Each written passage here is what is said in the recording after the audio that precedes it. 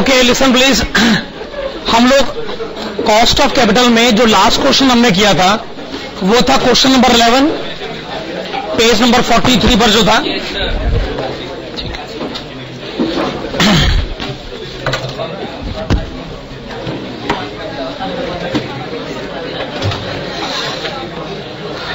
चलिए page number 43 पर फिर से वापस आइएगा।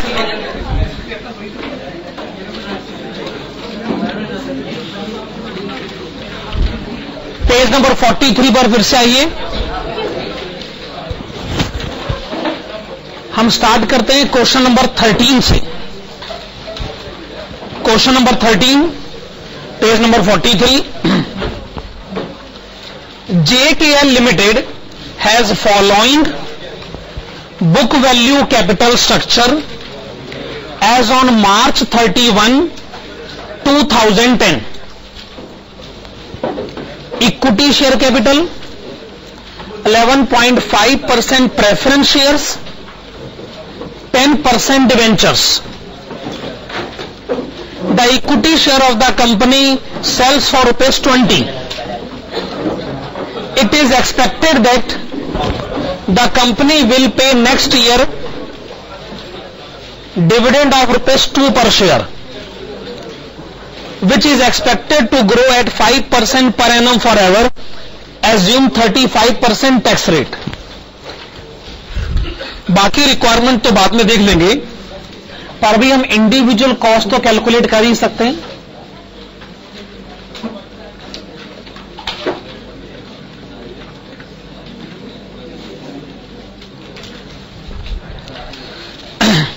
क्वेश्चन में जो ये ₹2 का डिविडेंड लिखा है, अगर आपको लगता है ये पिछला डिविडेंड है तो अगला डिविडेंड आप पता करें। अगर ये अगला डिविडेंड है तो फिर आप एज इट इज इसको लिख दें। तो ये अगला डिविडेंड ही क्वेश्चन में गिवन है। मार्केट प्राइस क्वेश्चन में गिवन है ₹20। ग्रोथ रेट क्वेश्चन में गिवन है 5%। दोनों का टोटल बताएंगे 15%, 15%।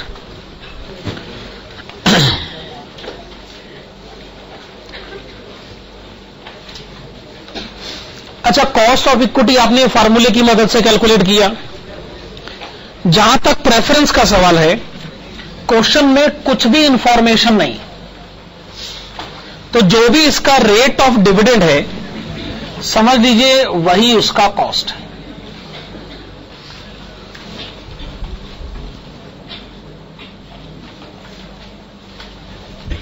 डिवेंचर्स का रेट है 10%,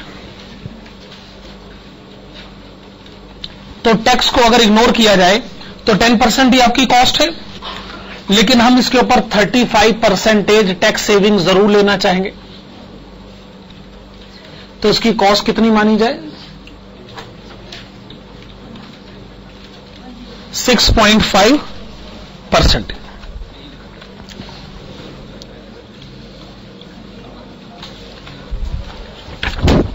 क्वेश्चन की फर्स्ट रिक्वायरमेंट पर आइएगा।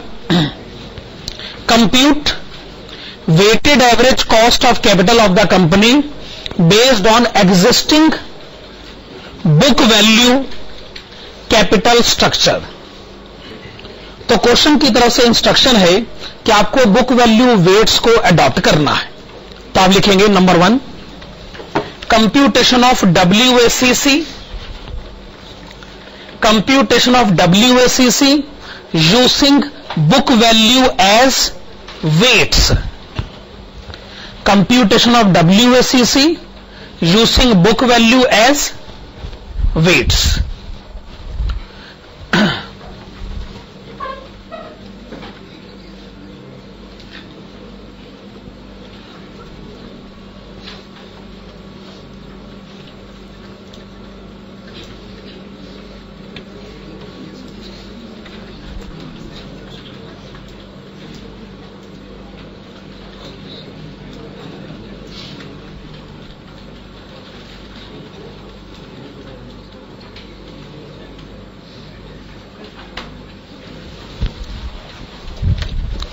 Source book value weight cost of capital WACC।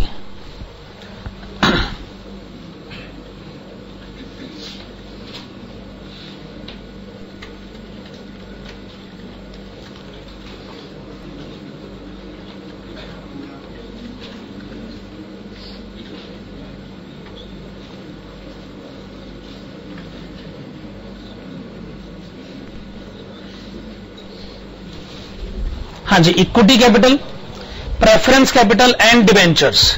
Equity capital आपको गिवन है 40 लाख, प्रेफरेंस कैपिटल गिवन है 10 लाख, डिवेंचर्स गिवन है 30 लाख।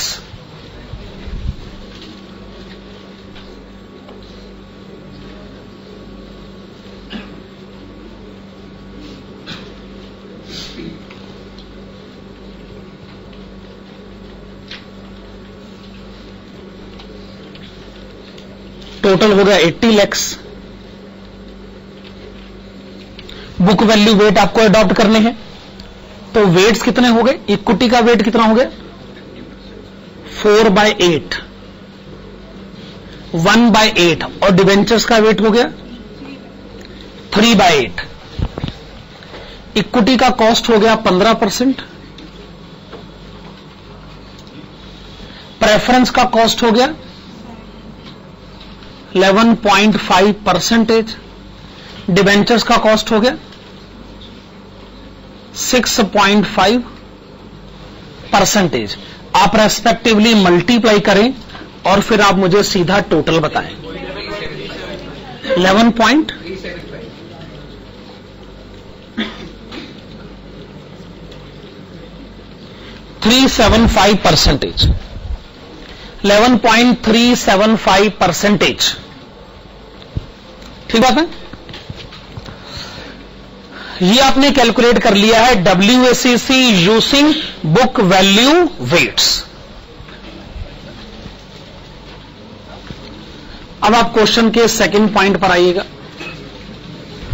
हाँ जी, कंप्यूट रिवाइज WACC, ये मैंने आपको पिछली क्लास में बताया था कि अब आप वेट्स को बदल नहीं सकते, अब आप मार्केट वैल्यू वेट अडॉप्ट नहीं कर सकते।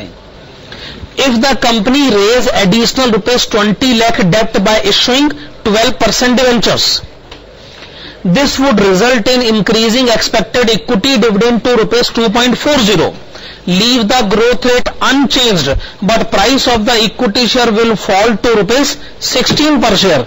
आप लिखेंगे कंप्यूटेशन ऑफ रिवाइज्ड WACC।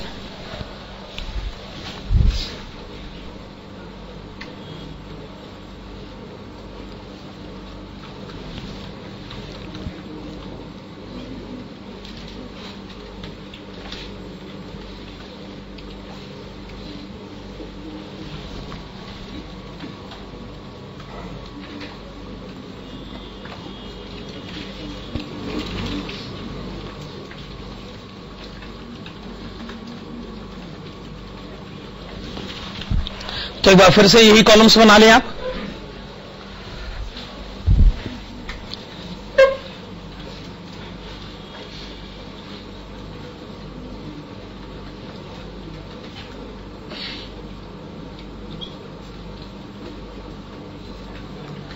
आपने लिखा इक्विटी कैपिटल, आपने लिखा प्रेफरेंस कैपिटल। अच्छा, जो आपके पास पुराने डिवेंचर्स हैं वो 10% के रेट पर है, तो एक काम करते हैं, फिर हम लिख लेते हैं 10% डिवेंचर्स, और जो आप नए डिवेंचर इश्यू करना चाहते हैं वो 12% के रेट पर है, तो हम लिख लेते हैं 12% डिवेंचर्स। इक्विटी कैपिटल पहले से आपके पास है 40 लाख रुपए, प्रेफरेंस कैपिटल आपके पास है 10 लाख रुपए, 10% डिवेंचर्स पहले से हैं 30 लाख रुपए, और 12% डिवेंचर क्वेश्चन में कितना लिखा है? 20 लाख, 20 लाख रुपए। खैर, आप मुझे बुक वैल्यू का टोटल बताएंगे? 1 करोड़ रुपए। आइए वेट्स असाइन कर लें। 4/10, 1/10, 3/10 और 2/10। इक्विटी की कॉस्ट मुझे नए सिरे से कैलकुलेट करनी पड़ेगी। D1 divided by market price plus growth rate.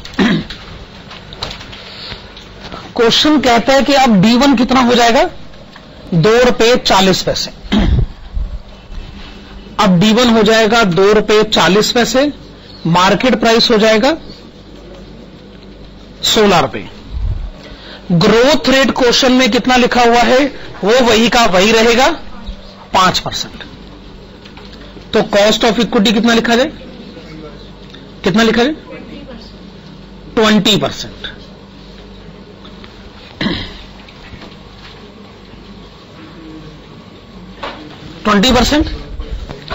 Preference capital की कॉस्ट जो कि पहले 11.5% है, वो अभी भी 11.5% ही रहेगी। जो पुराने डिबेंचर्स हैं उसकी कॉस्ट 6.5% है, वो अभी भी 6.5% ही रहेगी, वो तो अनचेंज्ड है। कॉस्ट ऑफ डेट कैलकुलेट कर लेते हैं। New debentures,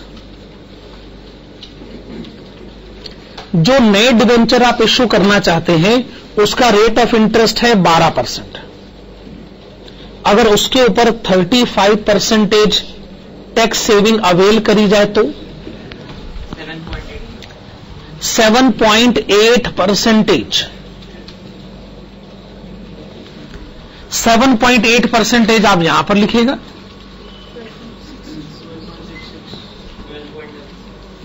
12.66%।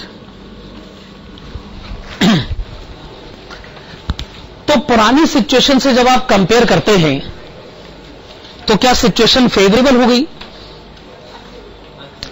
पहले WACC 11.375%, अब है 12.66%। आपका कॉस्ट ऑफ कैपिटल बढ़ गया है, सिचुएशन अनफेवरेबल हो गई।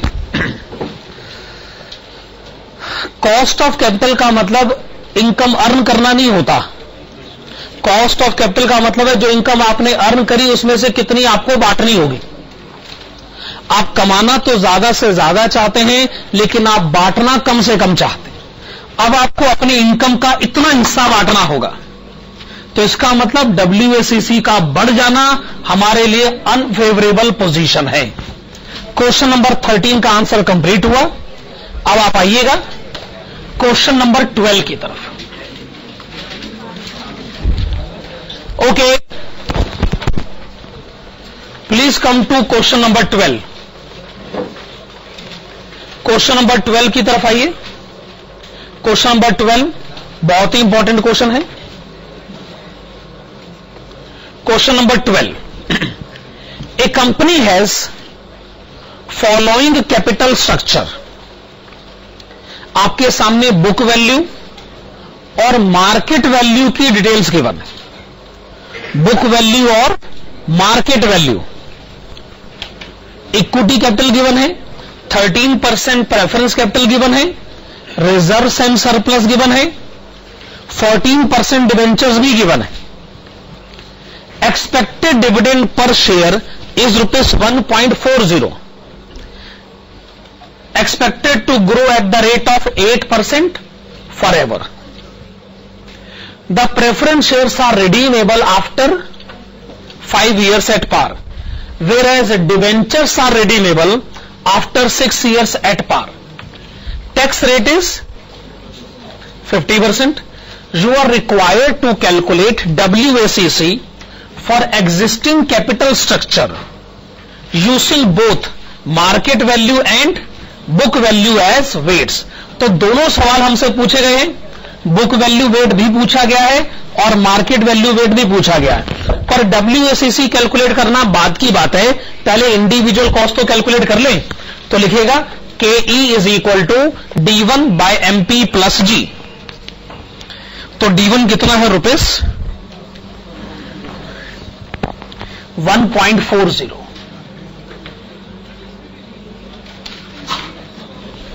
₹1.40। अच्छा, अब ये बताइए क्वेश्चन में आपको ग्रोथ रेट कितनी गिवन है?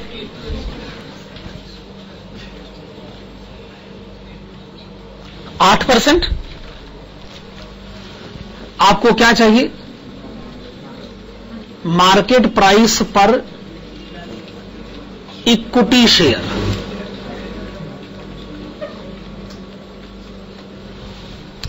आपको क्या चाहिए? मार्केट प्राइस पर इक्विटी शेयर। पहले आप ये बताइए, सभी इक्विटी शेयर्स की मार्केट वैल्यू क्वेश्चन में कितनी दे रखी? सभी इक्विटी शेयर्स की मार्केट वैल्यू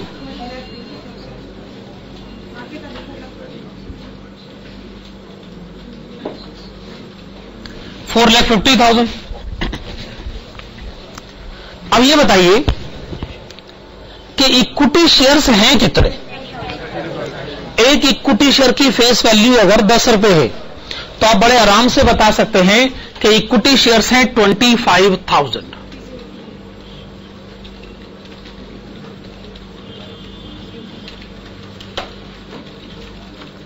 मार्केट वैल्यू बताइए रुपीस 18। 18। हाँ, D1 divided by MP plus G। Answer percentage में बताएं। 15.78%।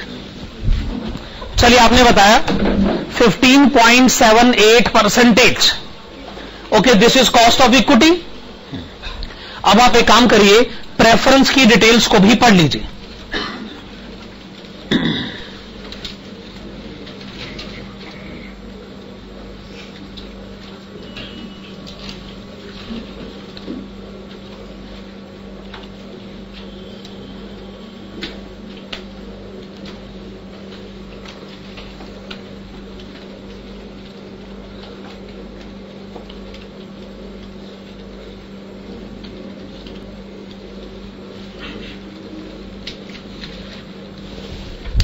पहले आपने फॉर्मूला लिखा। देखो जी, प्रेफरेंस शेयर की फेस वैल्यू है 100 रुपए, रेट ऑफ डिविडेंड है 13%, तो प्रेफरेंस डिविडेंड भी फिर 13 रुपए ही हो गया।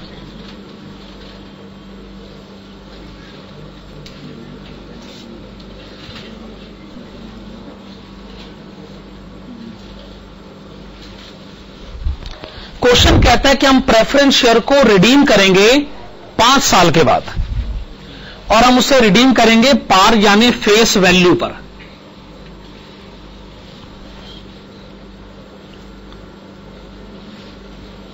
हम ये जानना चाहते हैं कि आज एक प्रेफरेंस शेयर की मार्केट प्राइस कितनी है।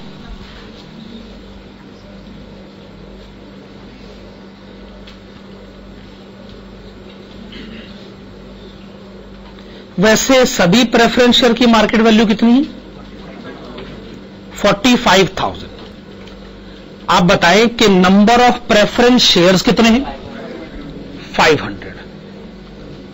तो एक प्रेफरेंस शेयर की मार्केट वैल्यू ₹90।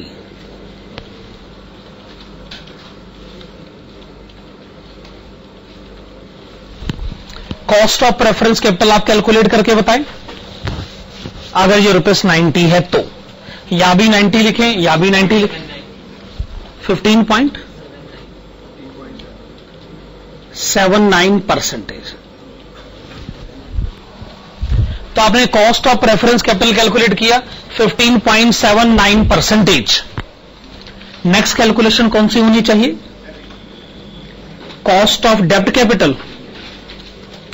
फार्मूला आप जानते ही हैं, interest multiplied with 1 minus tax rate plus redeemable value minus market price divided by number of years.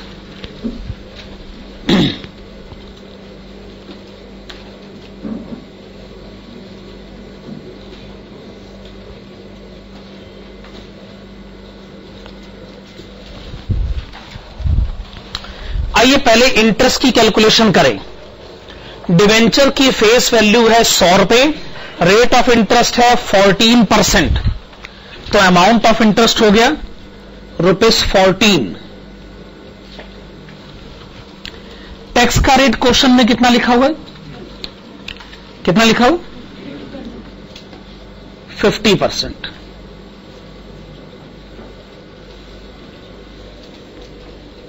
हाँ जी, हमने डिवेंचर को रिडीम करना है। क्वेश्चन कहता है 6 साल के बाद फेस वैल्यू पर।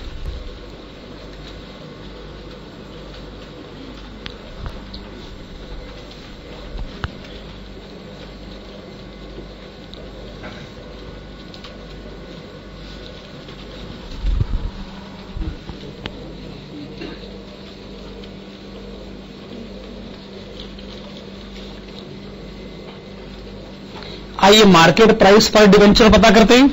पहले बताइए टोटल मार्केट वैल्यू कितनी है? 1,45,000। फिर आप बताएं number of debentures, 1500 debentures.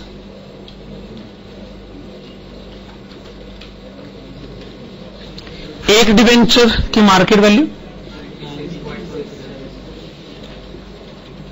96.67।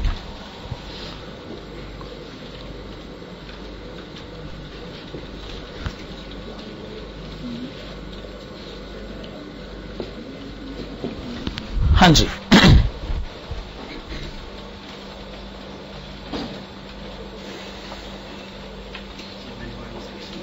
Seven point 7.68%। 7.68%। Okay, 7.68%।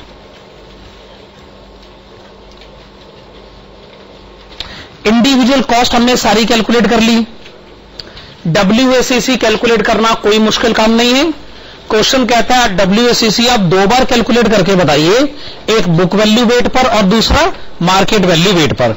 आइए कैलकुलेशन शुरू करते हैं और हेडिंग डालेगा कंप्यूटेशन ऑफ WACC।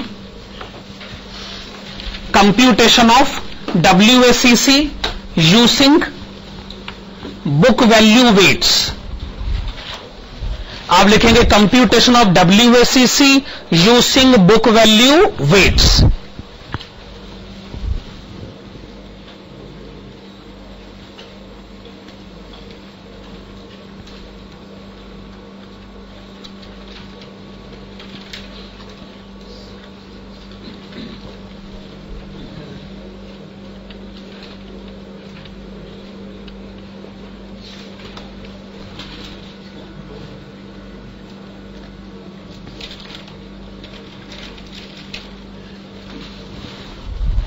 हाँ जी, source, book value, weight, cost of capital and WACC।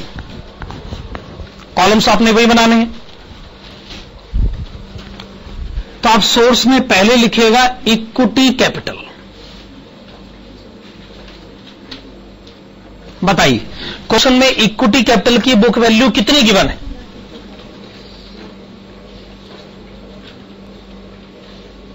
$2,50,000। जब आपने इक्विटी कैपिटल लिख लिया तो फिर आप लिखिएगा रिजर्व्स एंड सरप्लस। और बताइए रिजर्व्स एंड सरप्लस की बुक वैल्यू कितनी गिवन है? 1,50,000। फिर आप लिखिएगा प्रेफरेंस कैपिटल। बताइए क्वेश्चन में प्रेफरेंस कैपिटल कितना गिवन है? 50,000। फिर आप लिखिएगा डिवेंचर्स। और डिवेंचर्स आपको कितना गिवन है? 1,50,000। फिर आप बुक वैल्यू का करिए टोटल 6 लाख। चलिए आप बुक वैल्यू का करिए टोटल ₹6 लाख। ठीक बात है। अब आइए वेट से साइन करते हैं। तो 6 लाख में से 5 लाख इक्विटी कैपिटल यानी 5/12,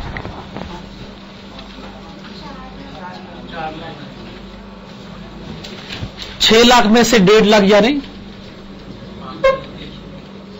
3/12, 1/12 और 3/12, ठीक है ना।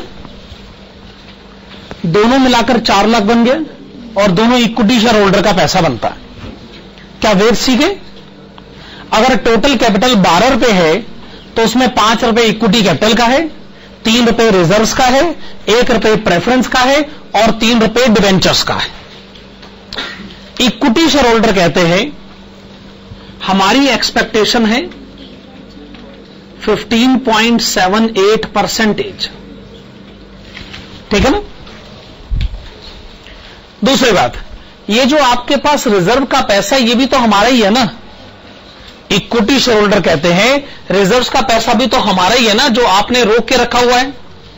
कोई बात नहीं, आप रोक लीजिए, बिजनेस के लिए इस्तेमाल कर लीजिए, पर इस पर आप हमें कुछ कमा कर तो देंगे ना। हम आपसे वही एक्सपेक्ट करते हैं जो हमारी एक्सपेक्टेशन है, और इक्विटी शेयर होल्डर की एक्सपेक्टेशन क्या है? 15.78%।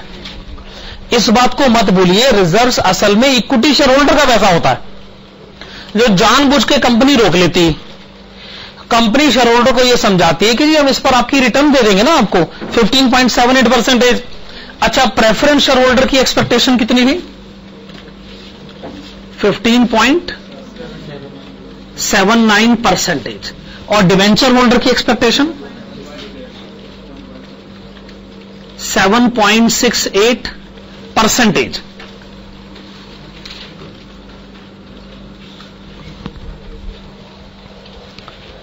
फाइनल आंसर बताएं। 13.75%। तो मेरे ख्याल से आपने कोई नई बात नहीं सीखी है। एक छोटी सी बात मैंने कही है कि जो रिजर्व्स एंड सरप्लस की आप कॉस्ट लिखे, तो जो इक्विटी की कॉस्ट होती है वही रिजर्व्स एंड सरप्लस की भी कॉस्ट होती है। ओके, कोई बहुत बड़ा मैटर तो नहीं था ना ये। अगली हेडिंग डालेगा, इस बार हेडिंग है कंप्यूटेशन ऑफ WACC। इस बार हेडिंग है computation of WACC using market value as weights. एक बार फिर से, computation of WACC using market value as weights. देखिए, अगर आप मार्केट वैल्यू वेट लेते हैं तो आंसर देने के ना 2 तरीके हैं हमारे पास। आप किसी भी एक तरीके से आंसर दे दीजिए, ये आपकी चॉइस है। मेथड 1 के ब्रैकेट में लिखेगा इग्नोरिंग रिजर्व्स एंड सरप्लस।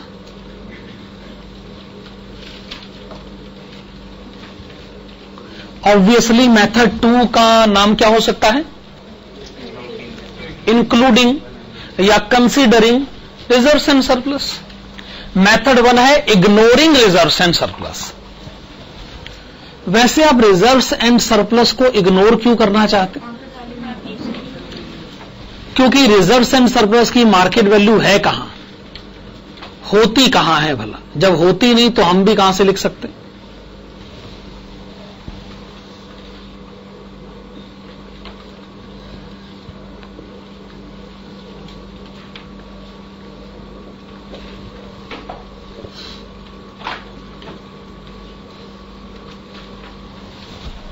ठीक है ना।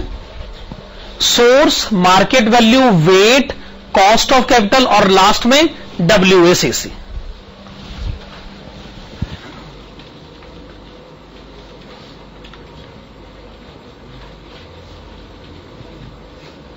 इक्विटी कैपिटल लिखे, फिर क्या लिखे? प्रेफरेंस कैपिटल,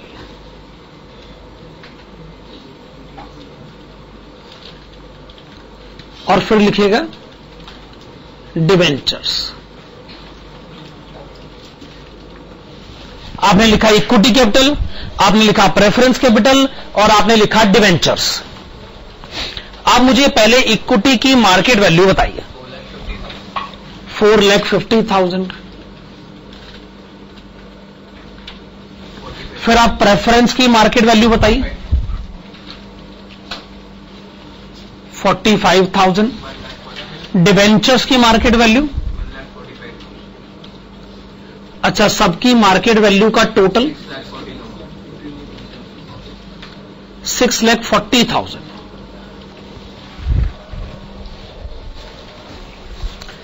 अब 6,40,000 में 4.5 लाख इक्विटी के हैं। क्या मुझे वेट बता सकते हैं? परसेंटेज में बता दो।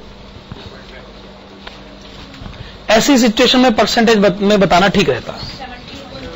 70.31%।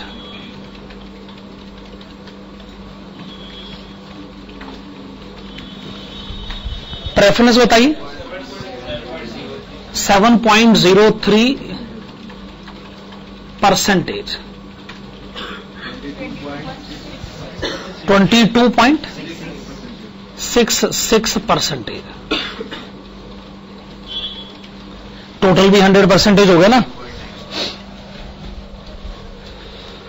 अच्छा, इक्विटी शेयर होल्डर की एक्सपेक्टेशन है 15.78%। प्रेफरेंस शेयर होल्डर की एक्सपेक्टेशन है 15.79%। डिवेंचर होल्डर की एक्सपेक्टेशन है 7.68%।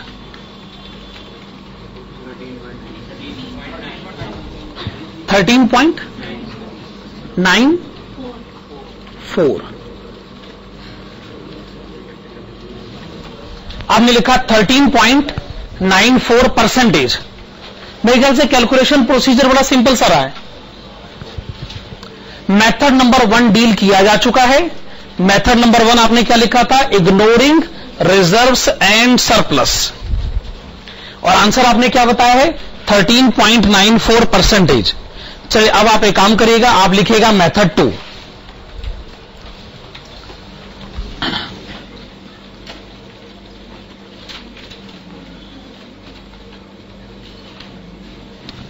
मेथड 2 के ब्रैकेट्स में लिखिएगा कंसीडरिंग या फिर including reserves and surplus.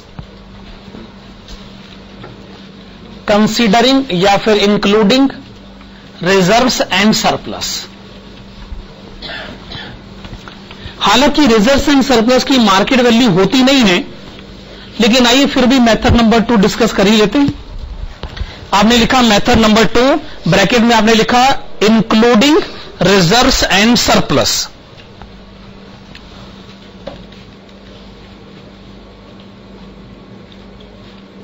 Columns आपने बना ली हैं।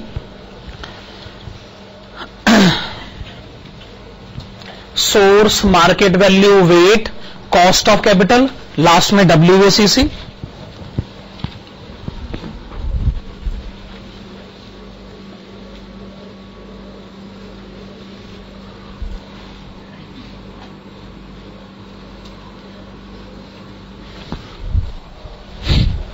हाँ जी। अच्छा देखिए, प्रेफरेंस कैपिटल की मार्केट वैल्यू पहले थी 45,000, वो आज भी 45,000 है। डिवेंचर्स की मार्केट वैल्यू पहले थी 1,45,000, वो आज भी 1,45,000 ही है, अभी भी वही की वही है। आपने करना क्या है? ये जो कैलकुलेशन मैं आपको बता रहा हूं एकदम अननेसेसरी कैलकुलेशन है, जो कुछ बुक्स में बताई गई है, इसलिए मुझे पढ़ाना पड़ रहा है। हालांकि मेथड नंबर 2 बिल्कुल भी रेकमेंडेड मेथड नहीं। ये मेथड ये कहता है कि जो 4.5 लाख रुपए है इक्विटी की मार्केट वैल्यू, आइए इसको 2 हिस्सों में बांट दें। एक हिस्सा कैपिटल को रिप्रेजेंट करे, दूसरा रिजर्व्स एंड सरप्लस को रिप्रेजेंट करे। यानी मैं इसी को बांटने की बात कह रहा हूं। इसका मतलब टोटल है 6,40,000, मैं टोटल 6,40,000 ही रखना चाहता हूं। मैं सिर्फ ये चाहता हूं कि 4.5 लाख रुपए के 2 हिस्से करे जाएं। पर समस्या यह कि 2 हिस्से करने के लिए हमको कोई ना कोई रेशो तो चाहिए होगा। वो रेशो हम कहां से लाएंगे?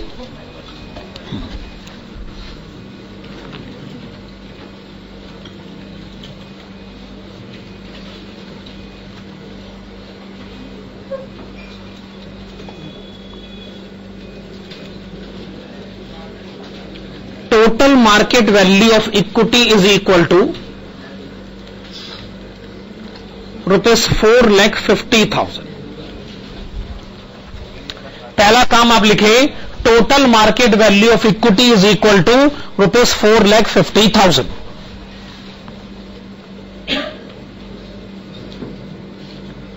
रेशियो बिटवीन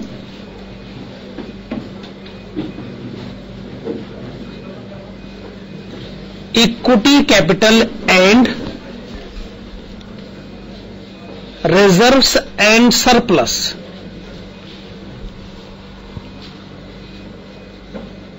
तो जैसा मैं कह रहा था कि रेशो जो है वो तो मार्केट वैल्यू के पास है ही नहीं, रेशो तो सिर्फ बुक वैल्यू के पास है।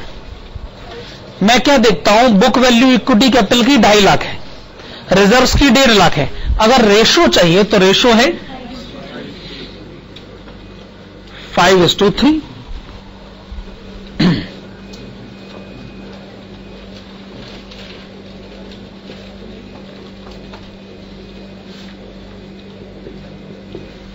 इक्विटी कैपिटल लिखा जाए 4,50,000 multiplied with 5/8,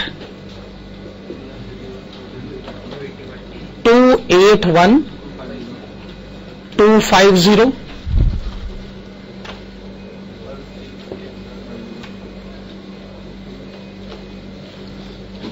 reserves and surplus लिखा जाए 4,50,000 मल्टीप्लाइड विथ 3/8, क्या कहते हैं? 168,750। आइए हम इसको रिकॉर्ड कर लेते हैं यहां पर।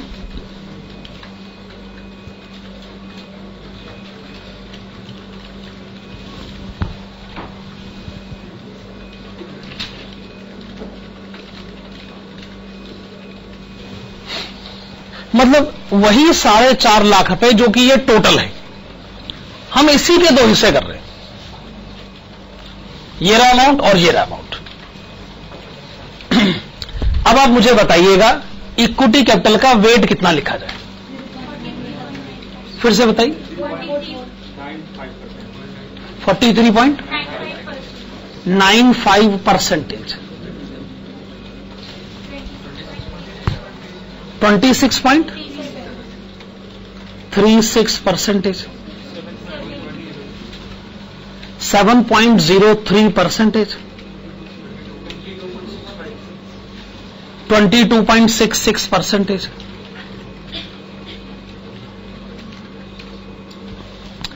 अब आप वेट को कॉस्ट ऑफ कैपिटल से मल्टीप्लाई करें और टोटल पता करें।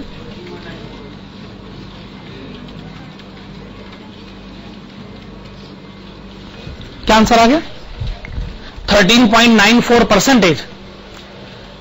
ये आपका आंसर सेम क्यों आ गया? सेम ही आना चाहिए, कोई रीजन नहीं कि आंसर अलग आ जाए। ये तो ऐसा लग रहा है कि पहले 70.31% जो था वो 15.78 से मल्टीप्लाई हो रहा था, हमने उसी 70.31 के 2 हिस्से कर दिए और मल्टीप्लाई हम अभी भी उसी से कर रहे हैं। कोई सिंपल सा मैथमेटिक्स है, कैसे आंसर अलग आ सकता है? ये एक ही तो मेथड है असल में। पर हमारी आपको एडवाइस ये है कि जब भी मार्केट वैल्यू वेट का सवाल हो और क्वेश्चन में रिजर्व्स एंड सरप्लस गिवन हो तो मेथड नंबर 1 अडॉप्ट करें। ये मोर रेकमेंडेड मेथड है और ये ज्यादा सिंपल मेथड है, इसमें मेहनत भी कम लगती। इग्नोरिंग रिजर्व्स एंड सरप्लस ज्यादा रिलायबल मेथड है, ठीक है। क्वेश्चन नंबर 12 का आंसर देने के बाद आप अगले पेज पर यानी पेज नंबर 44 पर आइएगा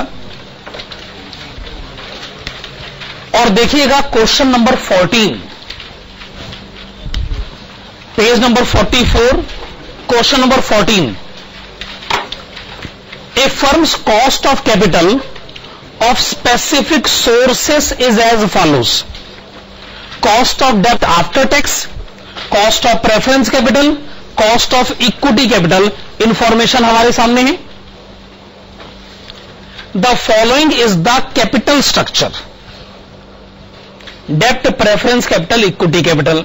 Compute WACC using book value weights। हालांकि अभी एक पूरा पैराग्राफ पढ़ा हुआ है पर ये जो क्वेश्चन ने अभी पूछा है ये तो अभी हम फटाफट बता देंगे। तो चलिए हेडिंग डालेगा computation of WACC using book value weights.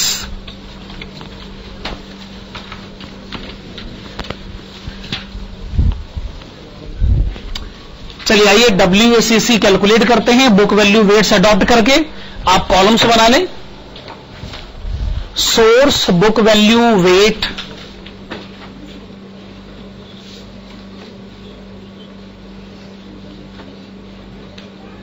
Cost of capital और लास्ट में WACC।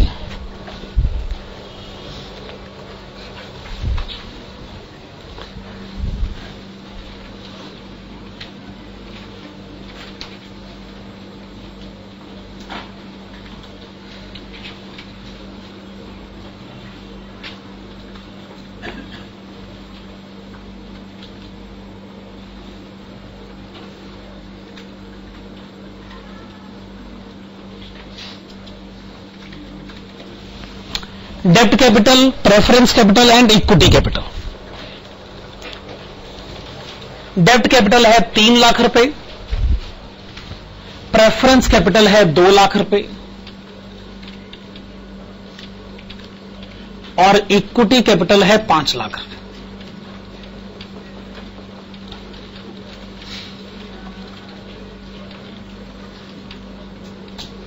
टोटल कैपिटल हो गया 10 लाख रुपए, ठीक है ना। डेब्ट कैपिटल का वेट है 3/10, प्रेफरेंस कैपिटल का वेट है 2/10, इक्विटी कैपिटल का वेट है 5/10। कॉस्ट ऑफ कैपिटल, डेब्ट की कॉस्ट है 8%, प्रेफरेंस की कॉस्ट है 14% और इक्विटी की कॉस्ट है 17%।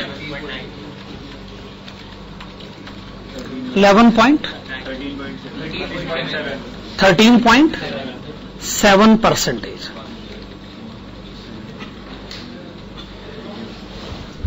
13.7%। चलिए हमने WACC कैलकुलेट किया बुक वैल्यू वेट्स के बेसिस पर। आगे बढ़िए, जो अगला पैराग्राफ क्वेश्चन में है, suppose the firm wants to raise ₹5 lakh for expansion of its plant. It is estimated that ₹1 lakh will be available as retained earnings and balance will be raised in the form of long-term debt 3 lakh, preference capital ₹1 lakh। यहां तक question ठीक है। Compute weighted, compute WMCC, bracket में क्या लिखा है, weighted marginal cost of capital.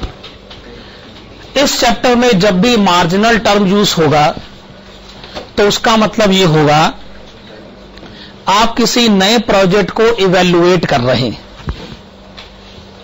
बस इतनी सी बात ध्यान रखिएगा, कैलकुलेशन प्रोसीजर में फर्क नहीं है।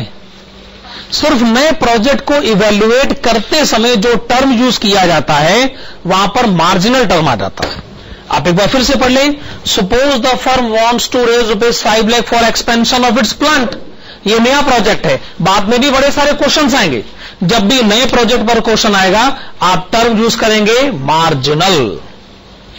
आइए हेडिंग डालें, computation of WMCC, weighted marginal cost of capital.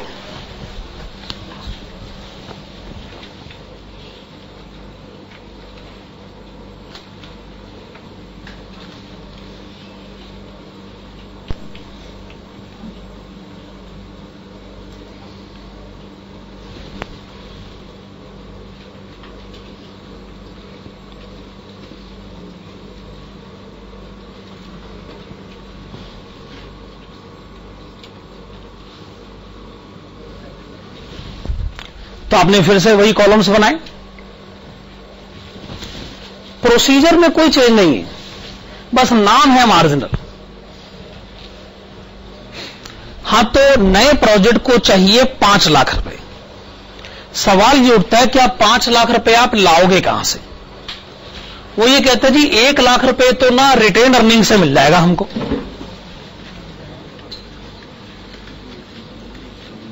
Retain earning का मतलब आप जानते ही कि आप इक्विटी शेयर होल्डर का पैसा इस्तेमाल करना चाहते।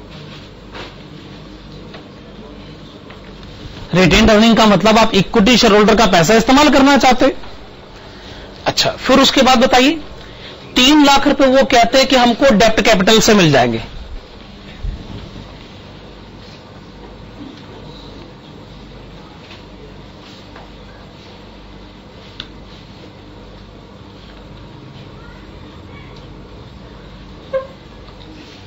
और 1 लाख रुपए वो क्या कहते हैं कि हमें प्रेफरेंस कैपिटल से मिल जाएंगे।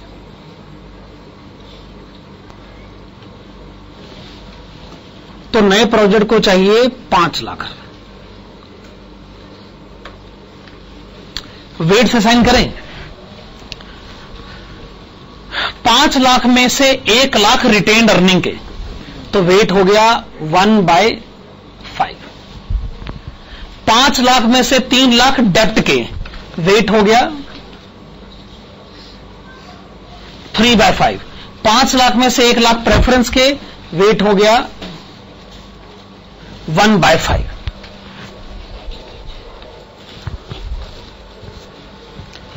अच्छा, रिटेन्ड अर्निंग तो इक्विटी शेयर होल्डर का पैसा हो गया। इक्विटी शेयर होल्डर कहेगा अगर आप मेरा पैसा इस्तेमाल करना चाहते हो तो मुझे तो फिर 17% रिटर्न चाहिए। डिवेंचर होल्डर कहेगा जी मेरे पैसे पर मुझे रिटर्न चाहिए 8%। प्रेफरेंस शेयर होल्डर कहेगा मुझे रिटर्न चाहिए 14%।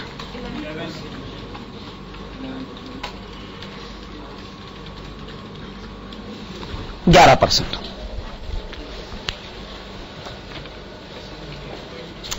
अगर नया प्रोजेक्ट अपने आप को सक्सेसफुल कहना चाहता है, फाइनेंशियली वायबल कहना चाहता, तो उसे कम से कम 11% तो कमाना पड़ेगा। अगर नए प्रोजेक्ट से आप 11% कमाने में भी कामयाब नहीं है तो आपके सर्वाइवल पर, नए प्रोजेक्ट के सर्वाइवल पर क्वेश्चन मार्क लगेगा। क्या ये बात सही? अब नीचे लिखिएगा, hence the investment in the new project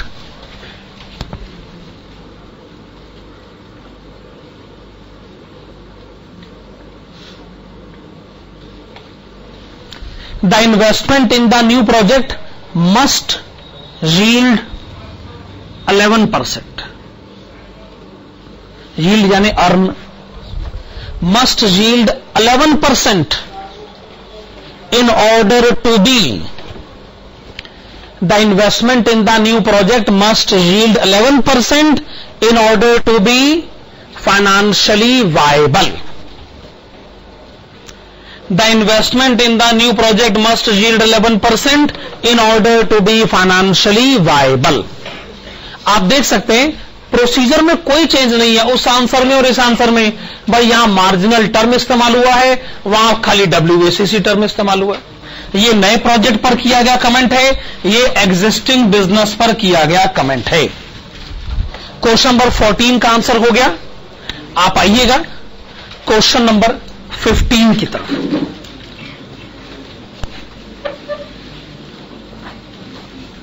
question number 15 की तरफ आइएगा।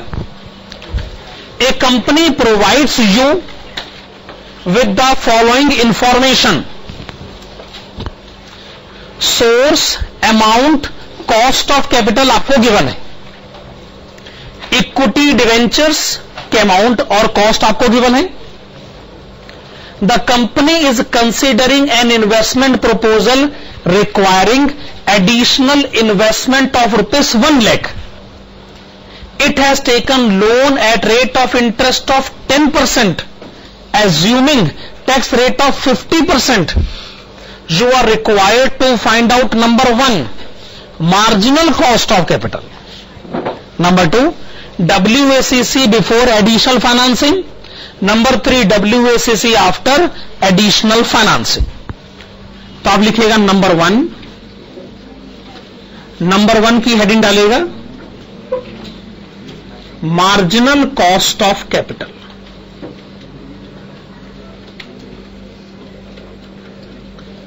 इसका मतलब आप जानते ही हैं, नए प्रोजेक्ट्स के कंटेक्स्ट में अपनी बात कहे। आपने लिखा number 1 marginal cost of capital, लिखेगा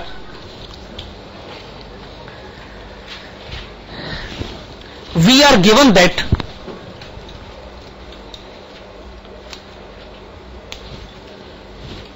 the new project requires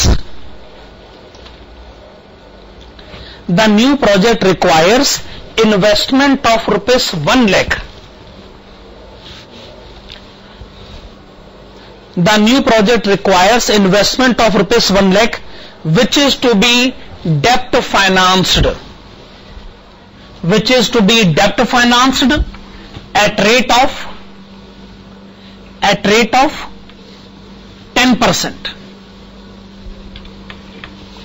which is to be debt financed at rate of 10%, full stop. Hence the marginal cost of capital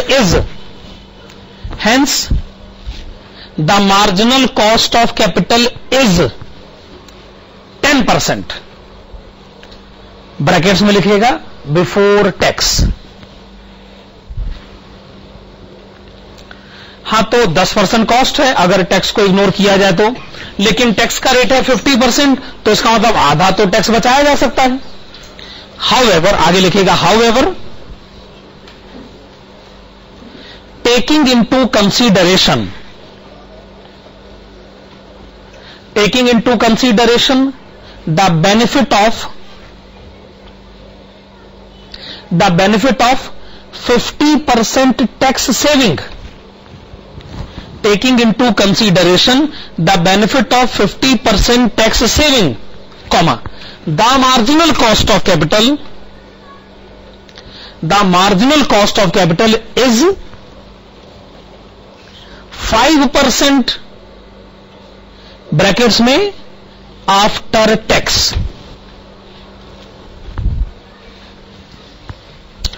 अब आप क्वेश्चन के सेकंड पॉइंट पर आइए। सेकंड पॉइंट क्या है कि नए प्रोजेक्ट में पैसा लगाने से पहले आपका मिनिमम अर्निंग फॉर सर्वाइवल कितना होता था। हेडिंग डालेगा computation of WACC before additional financing, computation of WACC before additional financing, computation of WACC before additional financing.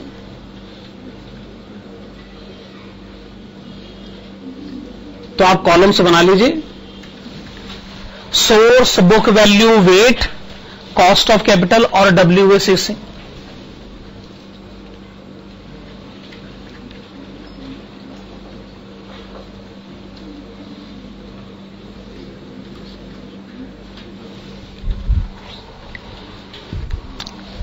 देखिए, हमारे पास पहले से इक्विटी कैपिटल था 2 लाख, डेब्ट कैपिटल था 2 लाख रुपए।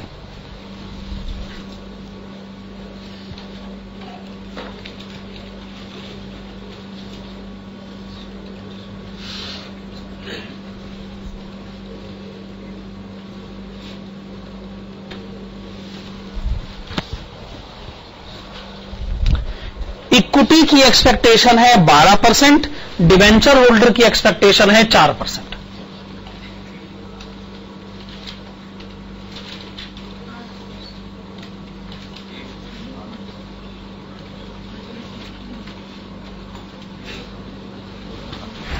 तो आपका पहले मिनिमम अर्निंग फॉर सर्वाइवल कितना होता था? 8%। आप कमाए 25%, 30%, आपकी मर्जी, पर 8% आपको बांटना पड़ता था। खैर चलिए, अब क्वेश्चन का थर्ड पॉइंट क्या है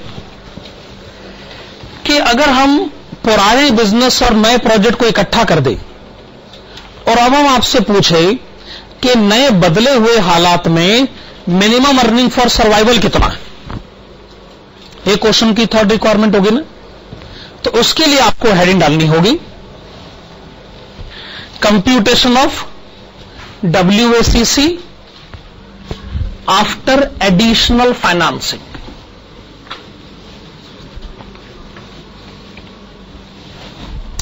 computation of WACC after additional financing.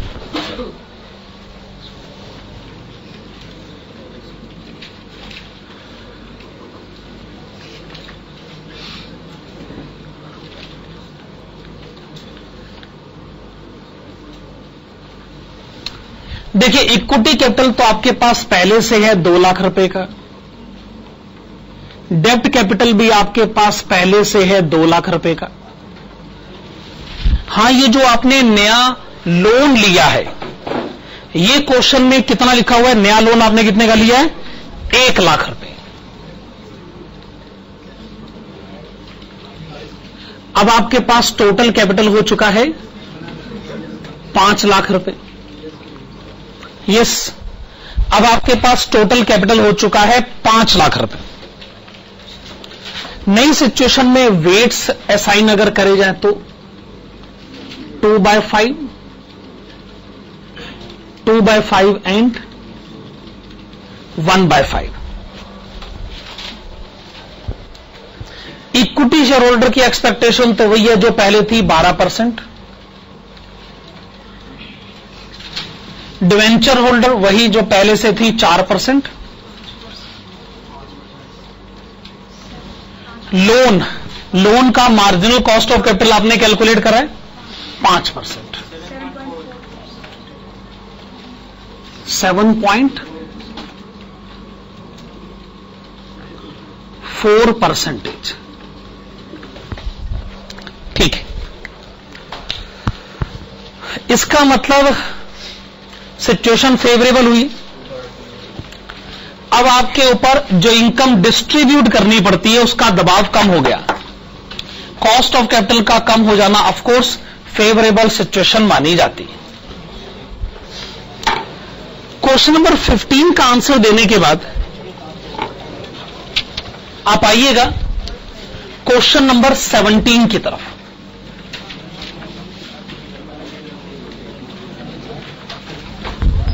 Please come to question number 17.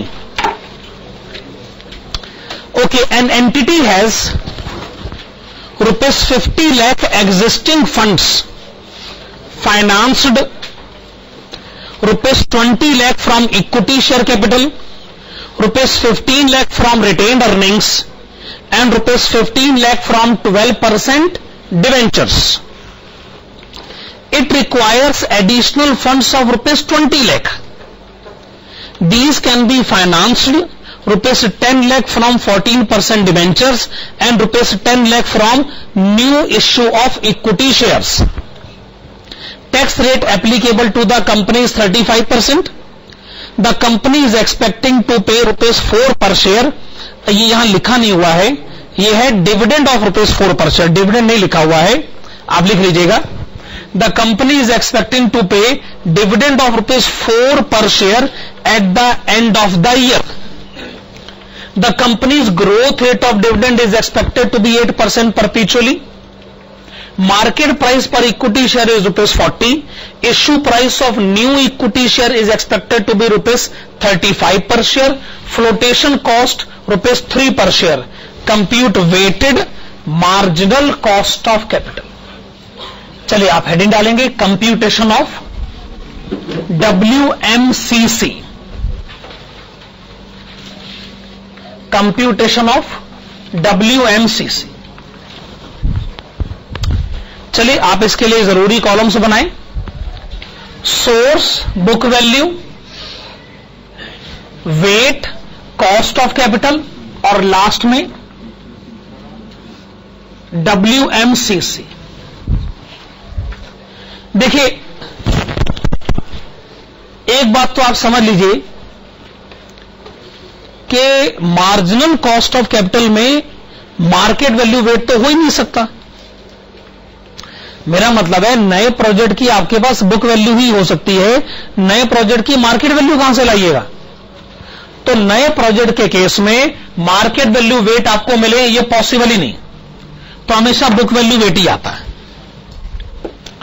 अच्छा एक बात बताइए, आपको नए प्रोजेक्ट के लिए कितने रुपए चाहिए? 20 लाख रुपए. आएंगे कैसे? पहला सोर्स कौन सा है? 14% डिबेंचर्स. 14% डिबेंचर्स इश्यू करके कितने रुपए आएंगे? 10 लाख रुपए. एक बार फिर से 14% डिबेंचर इश्यू करके कितने रुपए आएंगे? 10 लाख रुपए. बाकी 10 लाख रुपए कहां से आएंगे?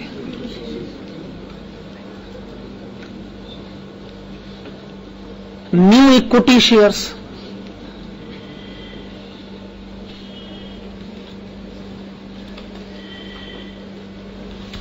क्या ये बात सही? एक बार फिर से 14% डिवेंचर्स से 10 लाख रुपए लेकर आइए, बाकी 10 लाख रुपए नए इक्विटी शेयर की मदद से लेकर आइए, तो तय हो गया आधा पैसा डेब्ट फाइनेंसिंग से लाएंगे आप और आधा पैसा आप लगाएंगे इक्विटी फाइनेंसिंग. ठीक है ना? आइए पहले डेब्ट फाइनेंसिंग के बारे में बात कर लेते. रेट ऑफ इंटरेस्ट है 14%, तो कॉस्ट ऑफ कैपिटल भी है 14% बिफोर टैक्स, लेकिन टैक्स का रेट कितना है? 35%.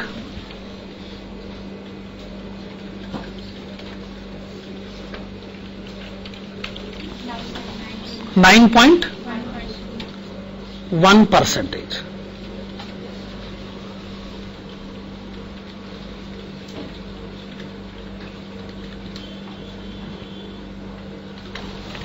तो आपने कॉस्ट ऑफ डेब्ट लिखा 9.1%. अब आप लिखेंगे केई. केई के ब्रैकेट में लिखेगा new equity shares.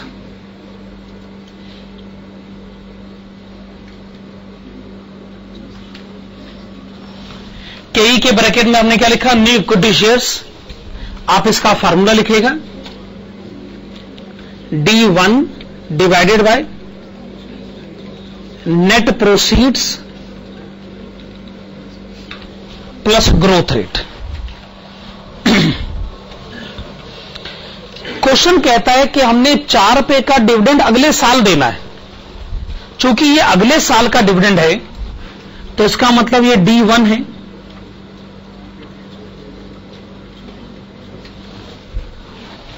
Growth rate के बारे में क्वेश्चन की इंफॉर्मेशन है 8%.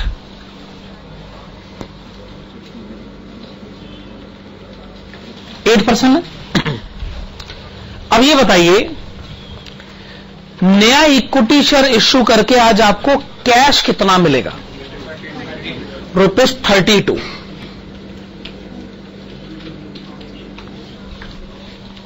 हालांकि नया इक्विटी शेयर आप 35 के रेट पर इश्यू करेंगे, पर 3 रुपए का फ्लोटेशन कॉस्ट भी तो है.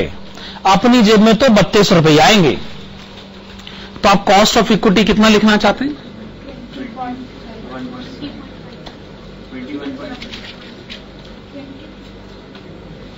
आप कह रहे 20.5%? Is it 20.5%? ये 20.5% आप यहां लिखिएगा। तो आप कह रहे हैं कि आधा पैसा तो डेब्ट फाइनेंसिंग से आएगा जिसकी कॉस्ट 9.1% है, बाकी आधा इक्विटी फाइनेंसिंग से आएगा जिसकी कॉस्ट 20.5% है। टोटल बताएं।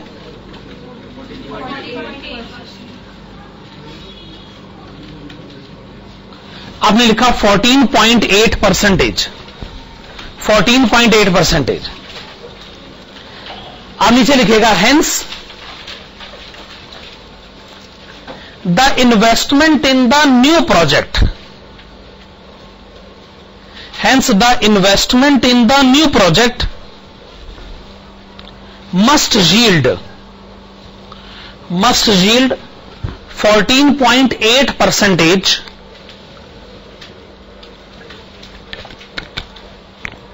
in order to be financially viable.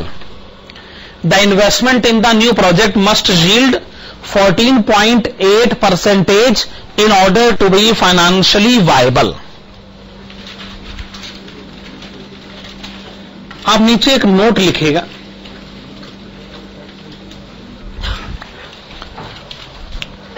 Note में आप लिखेंगे the information given in the question,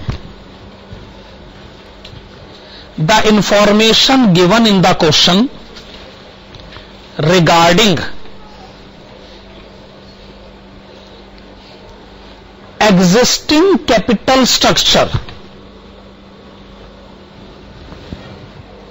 the information given in the question regarding existing capital structure does not carry any importance,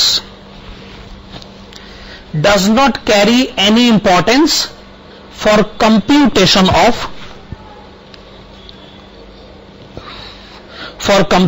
of marginal cost of capital. भाई अगर कोई आपसे पूछे कि हम नए प्रोजेक्ट से कम कितना कमाएं, तो हमारा सारा ध्यान तो नए प्रोजेक्ट पर ही जाएगा ना। क्या ये बात सही? हमें इस बात से क्या लेना देना कि आपका एग्जिस्टिंग बिजनेस क्या है। क्वेश्चन में जो शुरू की 2 लाइनें हैं वो इररेलेवेंट इंफॉर्मेशन क्यों है? क्योंकि वो एग्जिस्टिंग बिजनेस के बारे में बता रहे, लेकिन सवाल नए बिजनेस पर पूछा गया, तो इसलिए हमने साफ कह दिया कि एग्जिस्टिंग बिजनेस की इंफॉर्मेशन इररेलेवेंट है। आगे लिखेगा अगले पैराग्राफ में, also the information given in the question, also the information given in the question regarding market price, of equity share,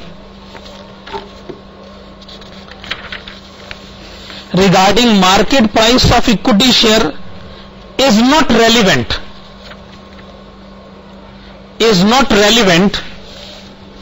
for computation of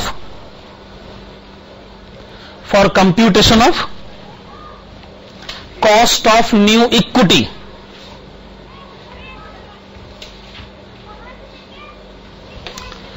हम इस बात पर बहुत जोर दे रहे हैं कि आप एग्जिस्टिंग शेयर होल्डर से पैसा नहीं मांग रहे हो, आप पैसा किससे मांग रहे हो? नए शेयर होल्डर से। एग्जिस्टिंग शेयर होल्डर कहता है अगर आप मेरी एक्सपेक्टेशन पता करोगे तो मार्केट प्राइस टर्म लिखो, पर नया शेयर होल्डर कहता है जी मेरा मार्केट प्राइस कहां है, आप मेरी एक्सपेक्टेशन में मार्केट प्राइस को बीच रास्ते में क्यों ला रहे हो भाई? कैश क्वेश्चन में मार्केट प्राइस गिवन है, उस मार्केट प्राइस का नए इक्विटी शेयर से क्या लेना देना?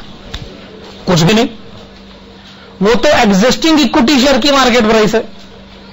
जबकि आप बार बार ये कह रहे हैं कि मैं नया इक्विटी शेयर इश्यू कर रहा हूं। जब नया इक्विटी शेयर 32 रुपए में इश्यू हो रहा है तो ये बात बेकार की है कि जी पुराना इक्विटी शेयर तो 40 में बिकता है, तो उससे हमें क्या लेना देना भाई। क्या ऐसा हो सकता है कि आपको दो कॉस्ट ऑफ इक्विटी निकालनी पड़े, एक एग्जिस्टिंग इक्विटी शेयर होल्डर्स के लिए और दूसरा नए इक्विटी शेयर होल्डर्स के लिए? जवाब है हां। जब आप एग्जिस्टिंग इक्विटी शेयर होल्डर की एक्सपेक्टेशन पता करोगे तो मार्केट प्राइस टर्म आएगा, लेकिन जब आप नए इक्विटी शेयर होल्डर की एक्सपेक्टेशन पता करोगे तो नेट प्रोसीड टर्म आएगा। क्यों नहीं हो सकता ये भला? आप एक काम करिएगा, पेज नंबर 49 पर आइएगा, पेज नंबर 49 और देखिएगा question number 34। Please see question number 34। XYZ Limited has following book value capital structure। आपको गिवन है equity capital, preference capital, retained earnings, 13.5% debentures, 15% term loan. The next expected dividend on equity share per share is rupees 3.60. The dividend per share is expected to grow at the rate of 7%. Market price per share is rupees 40. Preferred stock redeemable after 10 years, currently selling at rupees 75 per share. Debentures redeemable after 6 years, selling at rupees 80 per debenture. Income tax rate 40%। Requirement तो बाद में देखेंगे, पहले individual cost calculate करी जाए।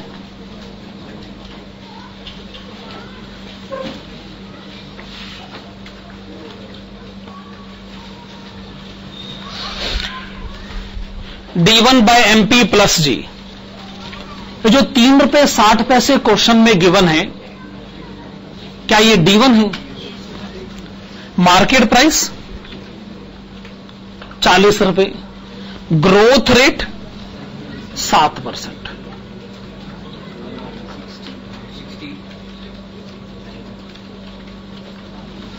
चलिए, आपने बताया कि इक्विटी शेयर होल्डर की एक्सपेक्टेशन है 16%, 16%।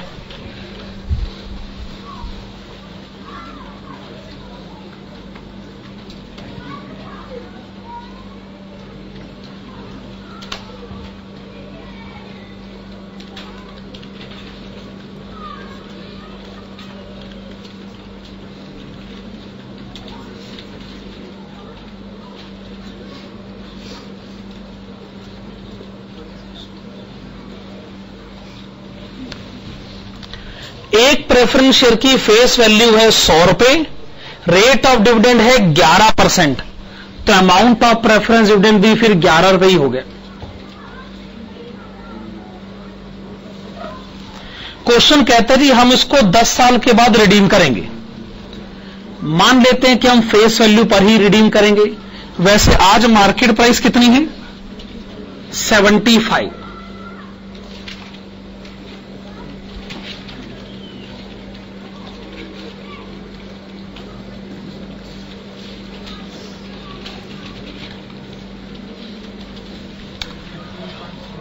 कॉस्ट ऑफ प्रेफरेंस कैपिटल कितनी लिखी जाए?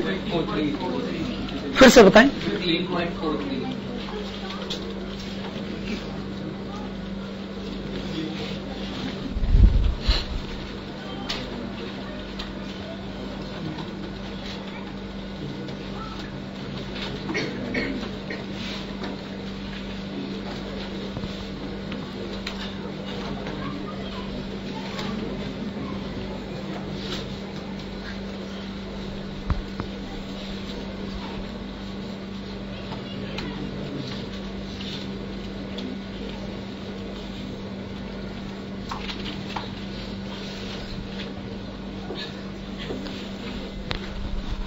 हाँ जी, तो सबसे पहले इंटरेस्ट रिकॉर्ड किया जाए। डिवेंचर की फेस वैल्यू है 100 रुपए, रेट ऑफ इंटरेस्ट 13.5%, तो अमाउंट ऑफ इंटरेस्ट भी 13.5 रुपए ही हो गया। टैक्स का रेट है 40%।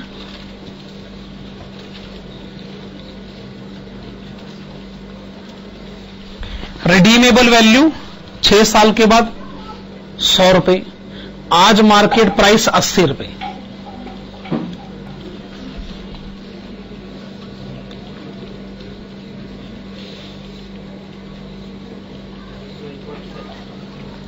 This is 12.7%।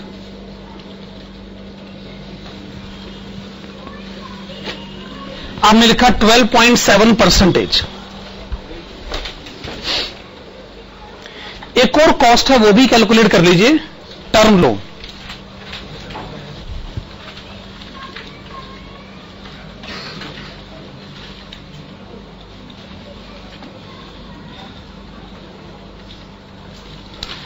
टर्म लोन का रेट ऑफ इंटरेस्ट बताएंगे?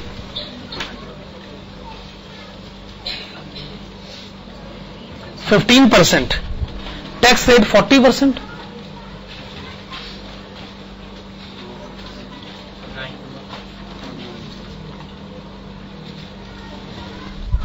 तो इंडिविजुअली सोचा जाए तो आपने सारी कॉस्ट कैलकुलेट कर ही ली है, केई, केपी, केडी और साथ में केडी टर्म लोन भी। अब आप क्वेश्चन की फर्स्ट रिक्वायरमेंट में ए पॉइंट को देखिएगा। हमें कहा गया कि WACC कैलकुलेट करें बुक वैल्यू वेट्स पर बेस्ड। इसके लिए आप हेडिंग डालेंगे computation of WACC, computation of WACC using book value weights.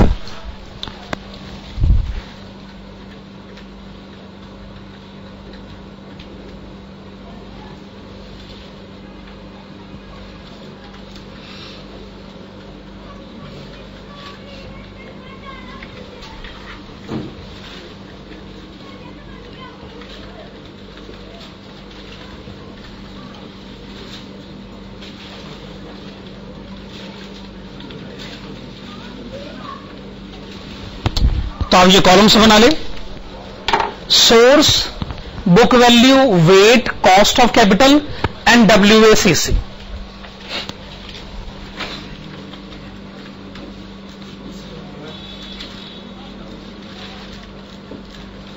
हाँ जी, इक्विटी कैपिटल की बुक वैल्यू क्वेश्चन में गिवन है 15 करोड़।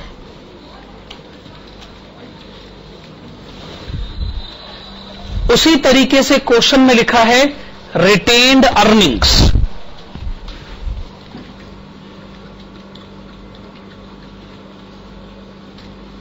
अच्छा, रिटेन्ड अर्निंग कितना लिखा है रुपीस? 20 करोड़। उसके बाद क्वेश्चन कहता है preference capital 1 crore.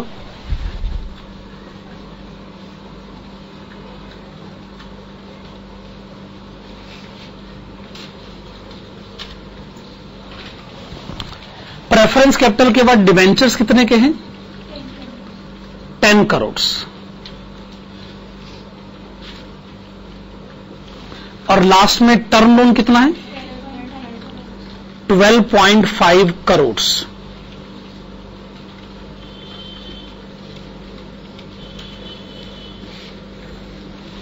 Book value का टोटल बताएंगे? फिर से बताएं। 58.5 करोड़। तो आपने बुक वैल्यू का टोटल मुझे बताया 58.5 करोड़। आइए वेट्स असाइन कर ले। 25.64%। फिर बताएं।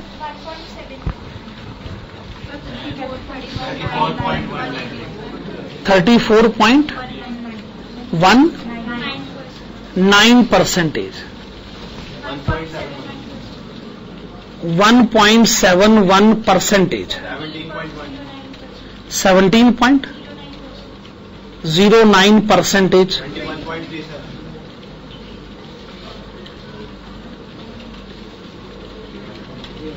आप कंफर्म करें कि टोटल 100% है।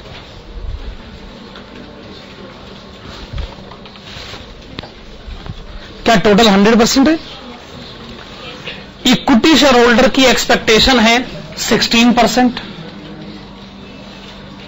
आप इसे रिटेन्ड अर्निंग पर भी अप्लाई कर दें।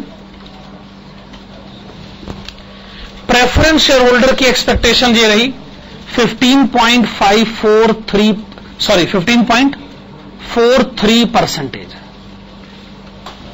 डिवेंचर होल्डर की एक्सपेक्टेशन है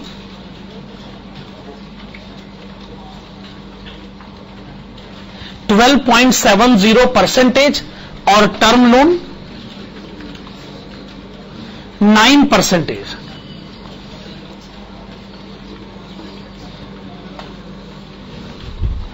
आप इन सबका टोटल अब बता दें। 13.93%।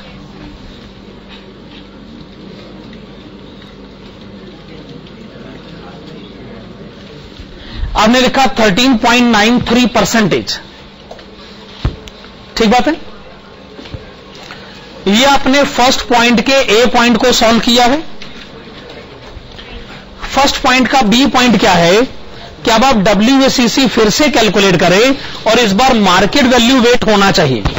पर आपको एक डिसीजन और लेना होगा रिटेन्ड अर्निंग्स के बारे में। मैंने आपको कहा ये कि इसको इग्नोर करना ही डिजायरेबल पॉलिसी रहेगी।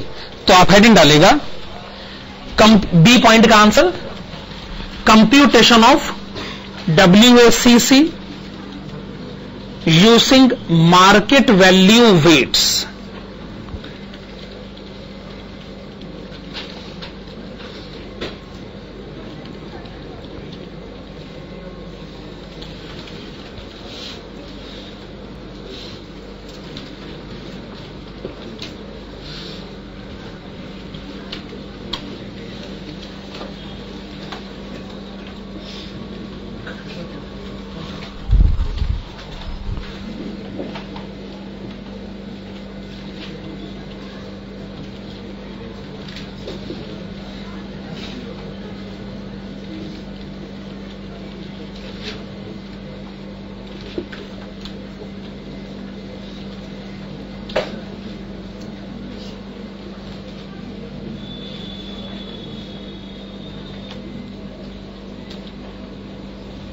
हाँ जी। तो आपने लिखा equity capital, preference capital, debentures और टर्म लोन, और आपने नहीं लिखा रिटेन्ड अर्निंग्स। ठीक है ना। रिटेन्ड अर्निंग्स लिखने का कोई मतलब भी नहीं।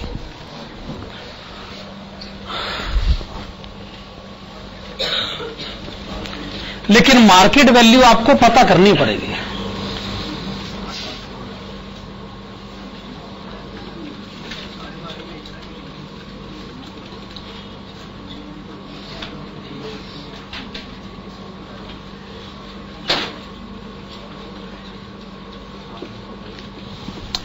देखिए ऐसा है, सभी इक्विटी शेयर्स की बुक वैल्यू है 15 करोड़।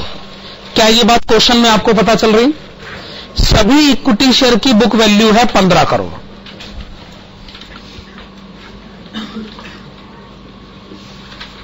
एक इक्विटी शेयर की बुक वैल्यू है 10 रुपए और एक इक्विटी शेयर की मार्केट वैल्यू है 40 रुपए। तो आप बताइए सभी इक्विटी शेयर की मार्केट वैल्यू कितनी हो गई? 60 करोड़।